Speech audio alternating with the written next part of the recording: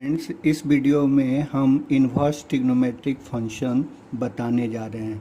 Second chapter inverse trigonometric function. इसके पहले जो है इन्वर्स फंक्शन जो है हम लोग जो है पहले जान चुके हैं और इसका मैंने वीडियो भी बना दिया था।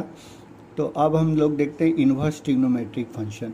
जैसा कि हम लोग जानते हैं कि ट्रिग्नोमेट्रिक फंक्शन जो होता है वो there are 6 basic trigonometric function. जैसे हम लोग जानते हैं y equal to sine x, फिर cos x, tan x, cosec x, y equal to sec x और y equal to cot x. उसी तरह हमारा जो है 6 जो है इन्वर्स ट्रिग्नोमेट्रिक फंक्शन होता है। जैसे देखो फर्स्ट में y equal to sine inverse x, इसी का ये इन्वर्स है।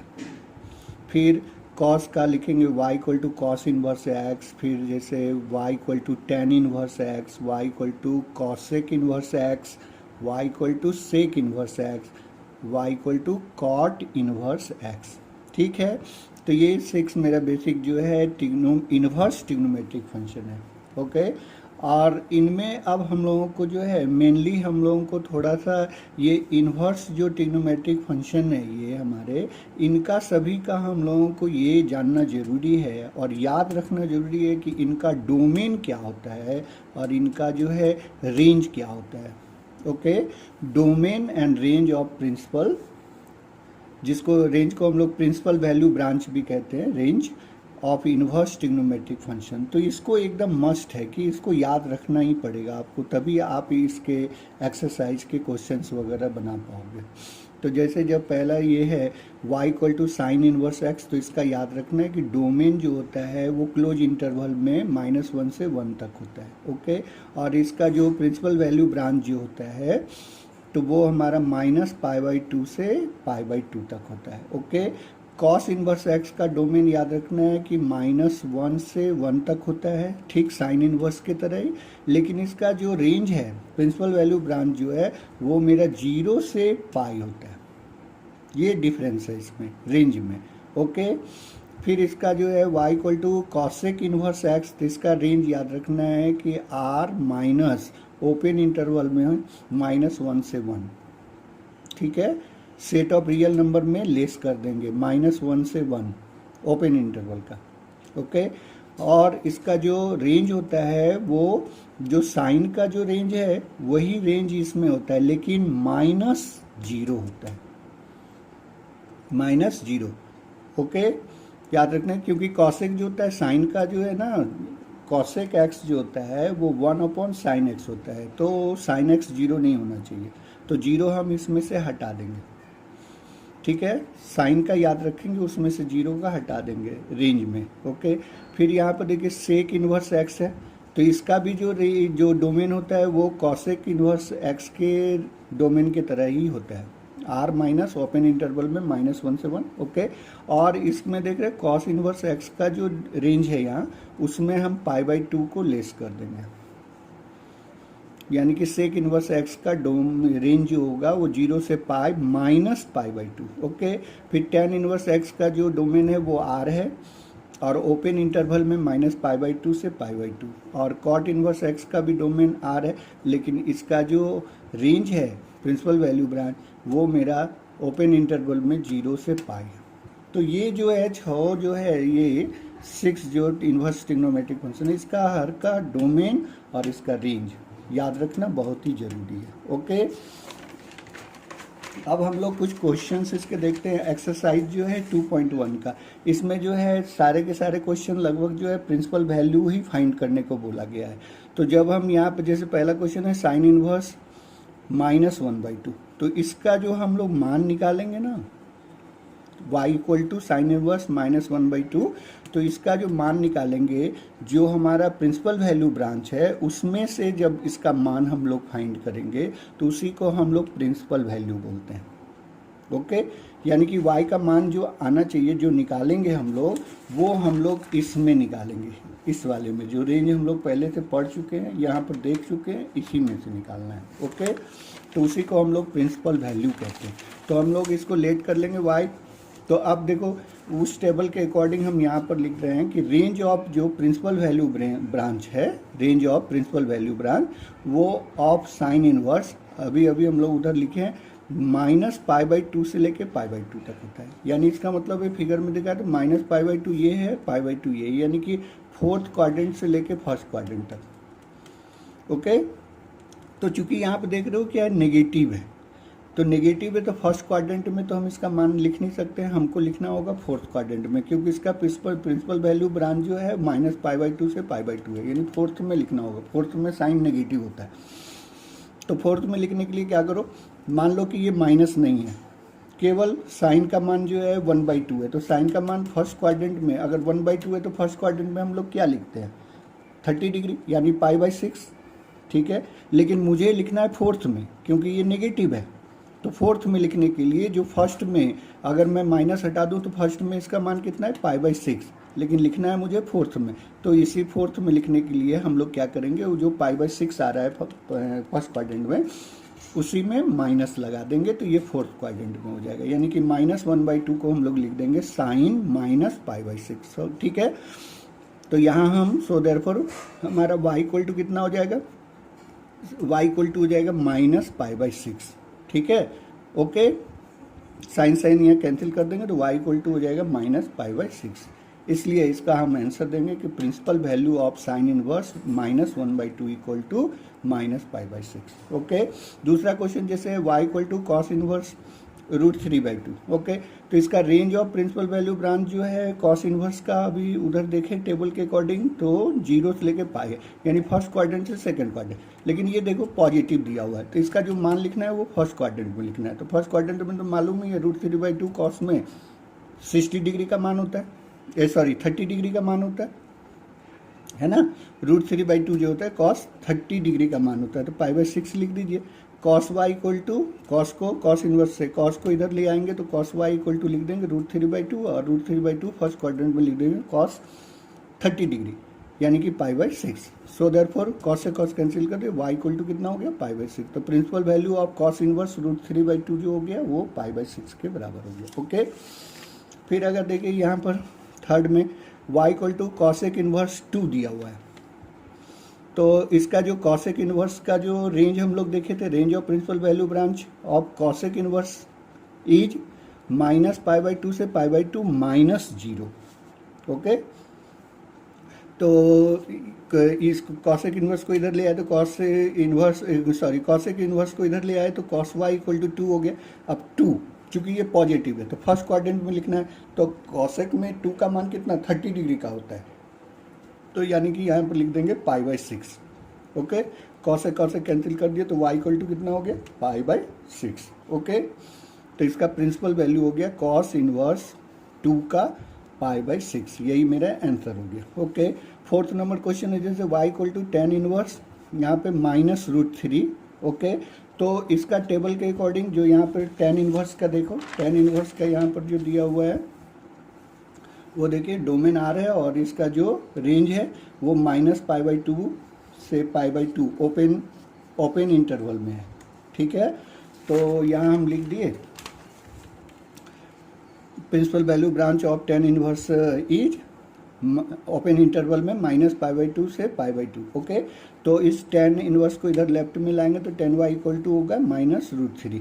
तो यहाँ देख रहे हो कि इसका -π/2 से π/2 ओपन इंटरवल में ये जब हम लिखेंगे तो चूंकि ये नेगेटिव है तो हम फर्स्ट क्वाड्रेंट में तो लिखेंगे नहीं, फोर्थ क्वाड्रेंट में लिखना होगा, क्योंकि tan का मान फोर्थ क्वाड्रेंट में नेगेटिव होता है, ठीक है। तो इसके लिए हम क्या करेंगे, ये माइनस को हम लोग समझेंगे कि नहीं है, तो ये tan जो y है वो केवल √3 है, तो अगर ये √3 पॉजिटिव मान ले तो फर्स्ट क्वाड्रेंट में ये कितना है, 60 डिग्री का मान है π/3 का, ठीक ना। tan में √3 का मान जो होता है वो 60 डिग्री यानी π/3 का मान है, लेकिन मुझे लिखना है चूंकि इसमें नेगेटिव लगा हुआ है तो ये फोर्थ क्वाड्रेंट में लिखना है, तो क्या करेंगे π/3 जो 60 डिग्री है उसमें नेगेटिव साइन लगा देंगे, तो फोर्थ क्वाड्रेंट में मेरा आ जाएगा। यानी माइनस हटा के फर्स्ट क्वाड्रेंट में देख लो कितना रेडियन का मान है वो, ओके, या डिग्री, और फोर्थ क्वाड्रेंट में लिखने के लिए उसमें नेगेटिव लगा दो, ठीक। तो tan हो जाएगा -π/3, अब 10 से 10 कैंसिल कर दिए तो y इक्वल टू कितना हो गया, -π/3। तो principal value of tan inverse -√3 is -π/3, ये मेरा आंसर हो गया। ओके, फिर उसी तरह आप देखिए question number 5, y equal to क्या है, कॉस इनवर्स -1/2। ओके, तो इसका फिर कॉस इन्वर्स का रेंज जो है हम लोग देख चुके हैं, वहाँ से टेबल के according range of principal value branch of cos inverse is from 0 to pi, first quadrant से सेकंड क्वाड्रेंट। तो ये हम देख रहे हैं नेगेटिव है ये, ओके, यानी इसका मतलब है सेकंड क्वाड्रेंट में इसकी वैल्यू लिखना पड़ेगा मुझे, ठीक। तो आप ऐसा करो, फर्स्ट क्वाड्रेंट में कितना होगा, अगर कॉस को हम लोग पॉजिटिव मान लें, कॉस वाई इक्वल टू 1/2, तो फर्स्ट क्वाड्रेंट में ये कितना 60 डिग्री की वैल्यू है, ठीक है ना, कॉस में 60 डिग्री यानी π/3। लेकिन लिखना है मुझे किसे, सेकेंड क्वाड्रेंट में लिखना है। तो फर्स्ट क्वाड्रेंट में हम माइनस, बिना माइनस का हम फर्स्ट क्वाड्रेंट में जान लिए कि ये π/3 का मान है ना, ठीक। तो लेकिन लिखना मुझे क्या है, सेकेंड क्वाड्रेंट में। तो सेकेंड क्वाड्रेंट में लिखने के लिए हम लोग का तरीका ये है कि उसमें पाई में उसको लेस कर दीजिए।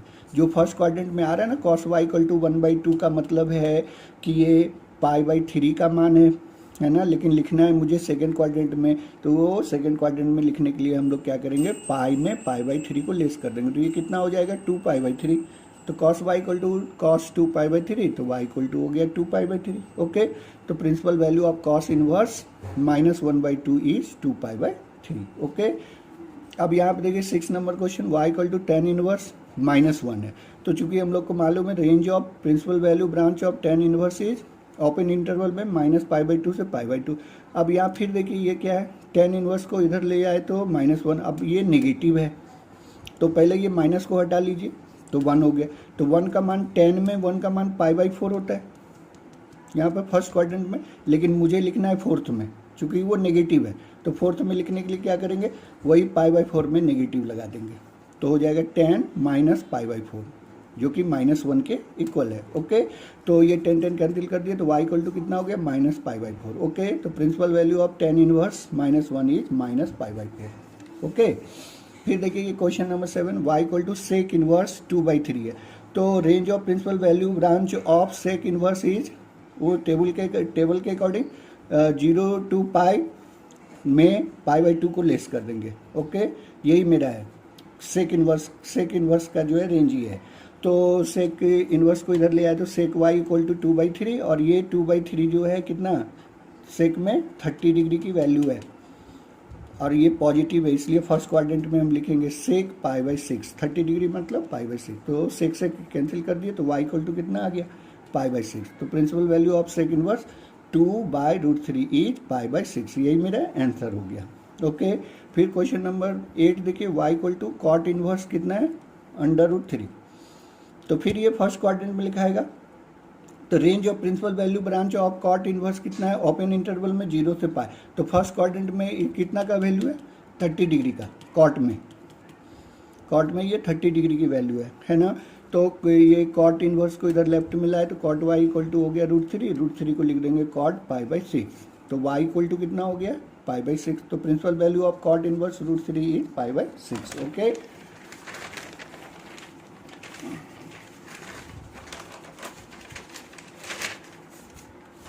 फिर देखिए यहाँ पर क्वेश्चन नंबर 9, कॉस इनवर्स -1/√2 है, ओके।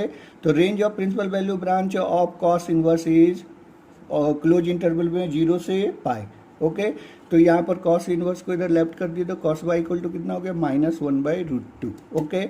अब चूंकि ये तो मेरा नेगेटिव है तो पहले देखो माइनस यहाँ से हटा दें तो कॉस वाई इक्वल टू 1/√3, तो ये तो 45 डिग्री की वैल्यू है कॉस में, है ना, π/4। लेकिन मुझे लिखना क्या है सेकेंड क्वाड्रेंट में, क्योंकि ये नेगेटिव है 0 से पाई।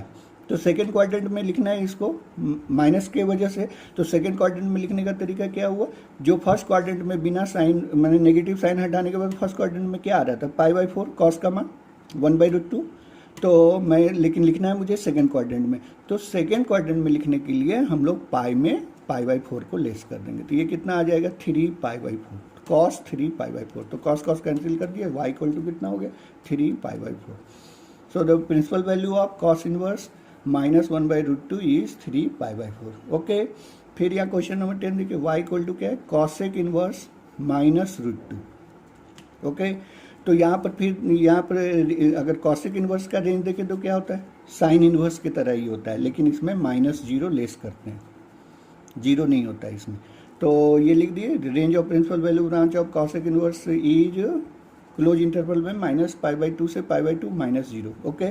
फिर तो कॉसेक इनवर्स को लेफ्ट में लिया तो कॉसेक वाई इक्वल टू हो गया -√2। तो इस माइनस को हटा दीजिए तो फर्स्ट क्वाड्रेंट में क्या हो जाएगा, फर्स्ट क्वाड्रेंट में π/4 का वैल्यू है ये π/4, लेकिन मुझे लिखना है फोर्थ में क्योंकि देख रहे हैं इसका रेंज क्या है -π/2 से π/2 -0, यानी यहाँ से यहाँ जीरो नहीं लेना है, ठीक है, जीरो नहीं लेना है। तो इस क्वाड्रेंट में लिखना है, तो इस क्वाड्रेंट में लिखने के लिए क्या करेंगे, फर्स्ट क्वाड्रेंट में आ रहा है π/4 तो उसमें नेगेटिव लगा देंगे, माइनस लगा देंगे तो फोर्थ क्वाड्रेंट में आ जाएगा, तो कॉसेक हो जाएगा -π/4।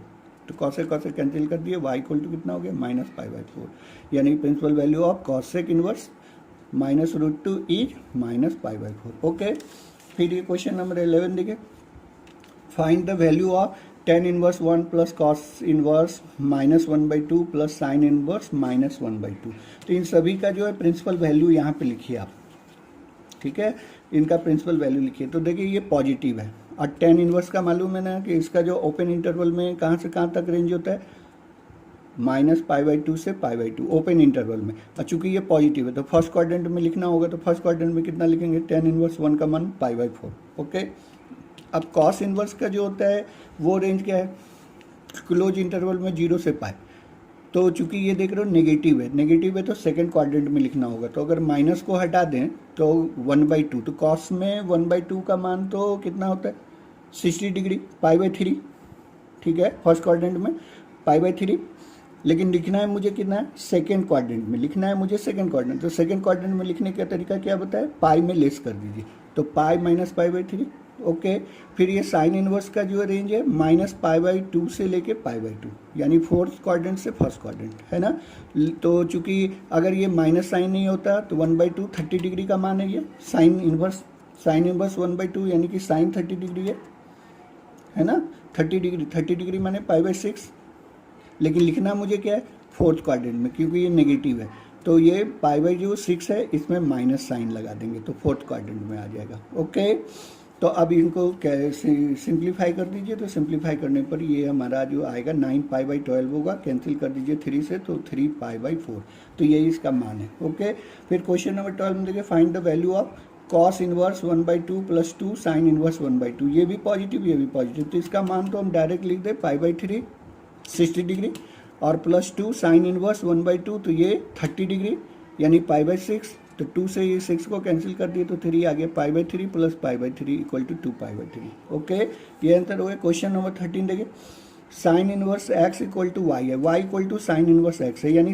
यहाँ पर y की वैल्यू पूछ रहा है कि y कितना होगा। तो टेबल के अकॉर्डिंग तो मालूम है कि साइन इनवर्स जो होता है उसका रेंज क्या होता है, -π/2 से लेकर के π/2, तो हम ये आंसर बी दे देंगे। ये मल्टीपल चॉइस क्वेश्चन है तो ये बी आंसर दे देंगे। y की जो वैल्यू होगी यानी इसका रेंज जो होगा, range y = sine inverse x, मतलब रेंज हमसे पूछा जा रहा है तो y का मान जो लिखेंगे तो साइन इनवर्स का जो रेंज होता है -π/2 से लेके π/2। ओके, तो बी नंबर दे देंगे। फिर tan inverse √3 minus sec inverse -2 है, तो tan इनवर्स √3 ये तो ठीक है कि ये फर्स्ट क्वाड्रेंट में लिखाएगा, तो फर्स्ट क्वाड्रेंट में कितना होता है π/3।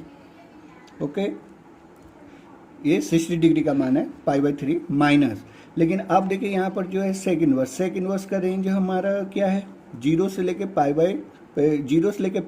-π/2, तो चूंकि नेगेटिव होने के कारण मुझे सेकंड क्वाड्रेंट में लिखना पड़ेगा, तो पहले माइनस हटा लो, तो माइनस हटा दो तो ये सेक का मान 2 जो होता है फर्स्ट क्वाड्रेंट में 60 डिग्री का मान है ना, लेकिन मुझे इस नेगेटिव के कारण सेकंड क्वाड्रेंट में लिखना है, तो सेकंड क्वाड्रेंट में कैसे लिखेंगे, पाई में उसको लेस कर देंगे। ठीक है, सेकंड क्वाड्रेंट में लिखना हो तो फर्स्ट क्वाड्रेंट में जो वैल्यू होता है निकाल लीजिए, उस पाई में लेस कर दीजिए तो सेकंड क्वाड्रेंट में आ जाएगा। फोर्थ क्वाड्रेंट में लिखना हो तो फर्स्ट क्वाड्रेंट में जो भी वैल्यू निकल रहा है उसमें नेगेटिव साइन लगा दीजिए तो फोर्थ क्वाड्रेंट में आ जाएगा। तो सेकंड क्वाड्रेंट में पाई -π/3, तो इसको सिंप्लीफाई करेंगे तो -π/3 हो जाएगा। ठीक है, ये आंसर हो गया। अब देखिए ये क्वेश्चन हम एक्सरसाइज 2.2 का क्वेश्चन नंबर 16 लिए हुए हैं। ठीक है, फिर इसी से प्रिंसिपल वैल्यू जब हम निकाल रहे हैं तो और भी कुछ क्वेश्चंस का निकाल के दिखाएं। Find the value of sine inverse sine 2π/3, तो y = मान लेते हैं इसको, y = sine inverse sine 2π/3। Okay, अब यहाँ पर देखिए कि चूंकि range of principal value branch of sine inverse क्या होता है -π/2 से π/2। ओके,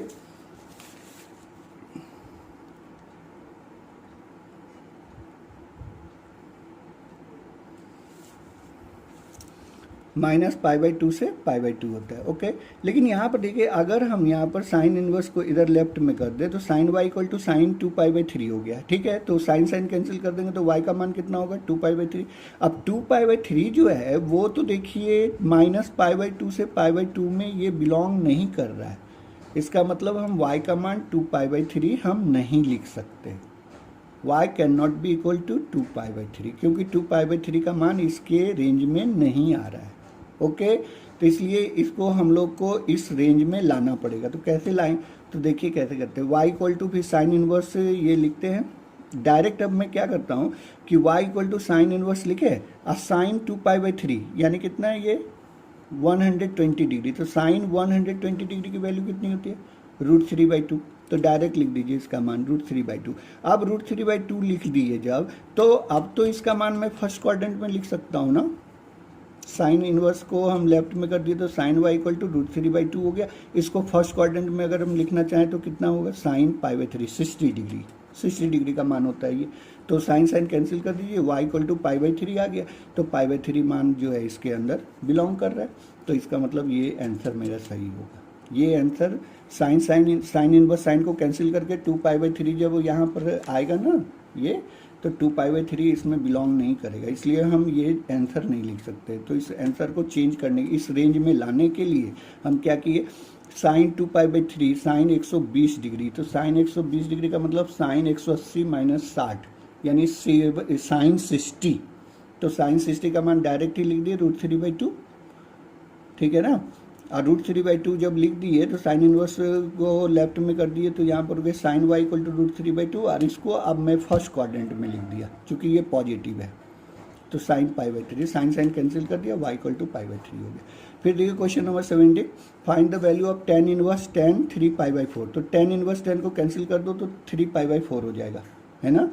यानी कि टेन इनवर्स वाई लेट कर लो, मान लीजिए कि वाई इसको लेट कर लिए तो टेन इनवर्स को लेफ्ट में कर दे तो tan y equal to tan three pi by four हुआ। टेन को कैंसिल करें तो y equal to three pi by four. अब थ्री पाई बाई फोर जो है, फिर देखो टेन का जो प्रिंसिपल वैल्यू ब्रांच है उसमें बिलोंग नहीं कर रहा है ये थ्री पाई बाई फोर जो है 135 डिग्री है, वो इसमें बिलोंग नहीं कर रहा है। तो इसका मतलब ये भी आंसर नहीं है, इसको मुझे इसमें इस रेंज में लाना पड़ेगा। तो y can not be equal to three pi by four. Okay, तो अब हम लोग क्या करते हैं कि tan y equal to tan three pi by four जो लिखा हुआ है इसका मान ही हम डायरेक्ट लिख देते हैं। Ten three pi by four यानी टेन 135 डिग्री, उसका मान होता है माइनस वन। सेकेंड क्वाड्रेंट में टेन नेगेटिव होता है तो इसका मान हो गया माइनस वन।